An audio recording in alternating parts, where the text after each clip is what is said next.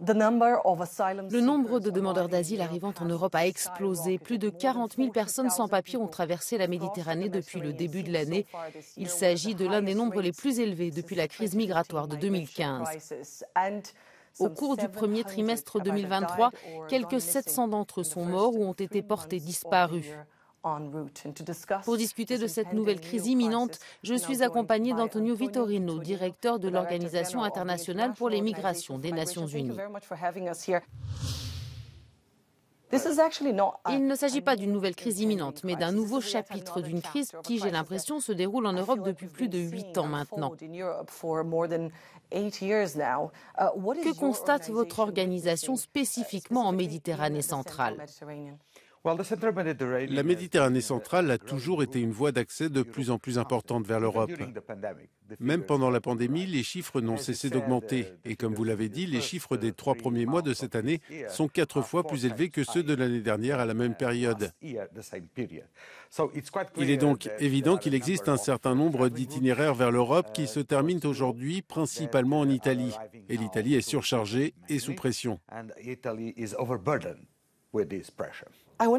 J'aimerais revenir sur ce que l'OIM a publié. Les retards dans les sauvetages menés par les États sur la route de la Méditerranée centrale ont été un facteur dans au moins 6 naufrages cette année, entraînant la mort d'au moins 127 personnes. L'absence totale de réponse au cours d'une 7e opération de sauvetage a, elle, coûté la vie à au moins 73 personnes. Diriez-vous que les gouvernements européens ont du sang sur les mains ? Je pense qu'il est urgent que les États membres de l'Union européenne prennent au sérieux une proposition que la Commission a elle-même présentée afin d'aborder les 3 questions clés qui sont en jeu. Tout d'abord, il faut empêcher les gens d'embarquer pour des voyages dangereux, et cela dépend de la coopération avec les pays de départ. Deuxièmement, une initiative publique en matière de recherche et de sauvetage est nécessaire. Nous ne pouvons pas laisser cela aux seules ONG. Et nous devons bien sûr empêcher les gens de mourir en Méditerranée. Troisièmement, et c'est très important, il faut que les points de débarquement soient définis, car les migrants ne peuvent pas simplement se rendre dans le port le plus proche. Enfin, il faut mettre en place un processus de relocalisation rapide pour ne pas surcharger les pays qui sont géographiquement exposés. Ce que vous dites sur la coordination pour l'accueil de ces personnes est intéressant, les ports de débarquement. Je ne travaille pas sur ce dossier depuis aussi longtemps que vous, mais je suis assez découragée de voir que les années passent et que rien ne semble changer. C'est presque comme si je pouvais utiliser les mêmes mots, les mêmes images pour décrire la situation année après année. Vous comprenez l'Union européenne, vous avez été commissaire pour l'UE. Pourquoi, selon vous, les choses sont-elles ainsi? Pourquoi les gouvernements européens ne s'unissent-ils pas pour s'attaquer à ce problème? En effet, vous avez raison. La Commission européenne a présenté une proposition de pacte sur la migration et l'asile afin d'avoir une approche et des normes communes à tous les États membres de l'UE. Il est clair que l'adoption des instruments juridiques de ce pacte n'a pas beaucoup progressé. Cela montre qu'il existe encore des différences dans la façon dont les États membres perçoivent la migration. Mais ce que je veux dire, c'est qu'aucun pays ne peut relever seul un défi. Ce n'est qu'en travaillant ensemble que nous pourrons réussir. Et pour cela, je pense qu'il est absolument nécessaire d'exercer une forte pression sur les institutions européennes et sur les États membres de l'UE pour qu'ils adoptent une approche commune. En ce qui concerne les données que vous collectez et les zones que vous surveillez spécifiquement en Europe, y a-t-il des endroits qui vous préoccupent en ce moment ? Nous avons connu une crise très grave l'année dernière au Bélarus, à la frontière avec la Pologne.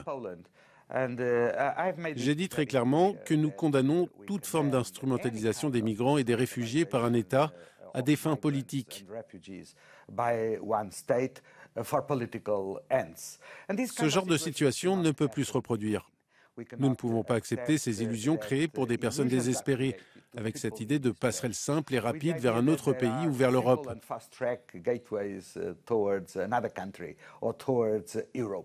C'est une violation du droit international, une violation des droits fondamentaux des migrants et des réfugiés. Et ce qui s'est passé l'année dernière ne doit pas se reproduire.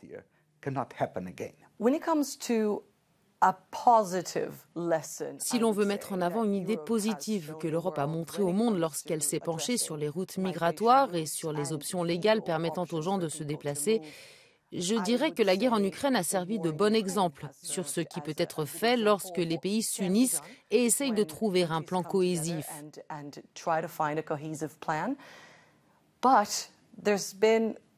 Mais il y a eu beaucoup de critiques à ce sujet parce que certains, et je cite, des activistes et des travailleurs humanitaires, ont évoqué le deux poids, deux mesures. Que lorsque les réfugiés nous ressemblent, lorsqu'ils ont la même religion que nous, ils sont plus facilement accueillis. Que répondez-vous à cela ?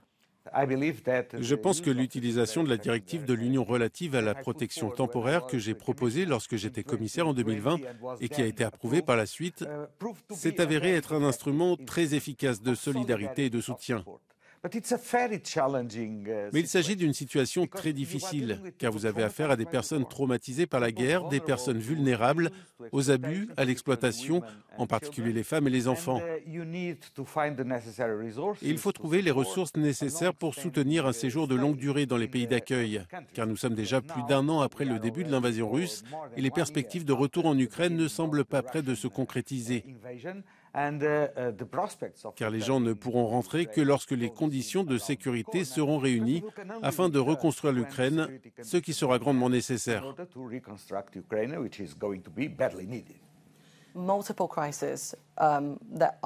De multiples crises se conjuguent en ce moment, mais il y en a une qui domine toutes les autres, le changement climatique. Nous en parlons depuis un certain temps déjà. Les risques météorologiques pourraient être la première cause de déplacement des populations à l'avenir. Nous observons quelques 20 millions de personnes déplacées par ces phénomènes chaque année. Pensez-vous que les gouvernements comprennent le défi qui les attend et qu'ils prennent des mesures pour essayer de mettre en place un système permettant au moins d'accueillir ces personnes déplacées, fuyant leur foyer ? Il y a plus de personnes déplacées à cause du changement climatique qu'à cause des conflits, même si de nombreux pays doivent composer avec et le réchauffement climatique et des conflits. Les deux éléments jouent donc ensemble, ils interagissent et sont des déclencheurs de déplacement. Les personnes touchées par le changement climatique sont au nombre de 20 millions par an, par exemple, au cours de la dernière décennie. Ces personnes sont pour l'instant principalement des personnes déplacées à l'intérieur de leur pays, mais tôt ou tard, elles franchiront une frontière internationale et deviendront, disons, des migrants climatiques. C'est pourquoi les conclusions de Sharm el-Sheikh ont été importantes, car pour la première fois lors de la COP27, il a été reconnu que le changement climatique a déjà un impact aujourd'hui, puisqu'il oblige les gens à se déplacer. Nous devons leur apporter une aide vitale et trouver des solutions durables pour l'avenir. Mais où en sommes-nous ? Il est bien de reconnaître qu'il y a effectivement un problème, mais combien de temps faut-il pour que cela se traduise en actions concrètes ? Et à votre avis, avons-nous ce temps ? Nous devons agir d'urgence au niveau mondial sur le changement climatique et concrètement dans les régions les plus vulnérables du monde. Et bien sûr, pour cela, nous devons miser sur l'adaptation, la limitation et le renforcement de la résilience des communautés. De nombreux pays prennent déjà ces mesures, mais l'effort requis dépasse leurs capacités. Il est donc nécessaire que la communauté internationale se mobilise pour soutenir ces pays. Antonio Vitorino, merci beaucoup pour cet entretien.